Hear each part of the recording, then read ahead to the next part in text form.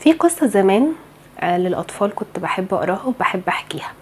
كان في طفل اسمه جون. جون ده راح لتيتا. تيتا ساكنة في مزرعة جميلة قوي فيها خضار كتير وفيها زرع كتير وفيها بط.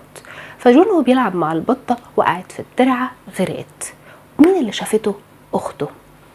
فضلت ماسكة لجون الموضوع ده، كل ما يجي يتكلم تقوله جون فاكر البطة، يجي ياخد منها حاجة وهي مش عايزة.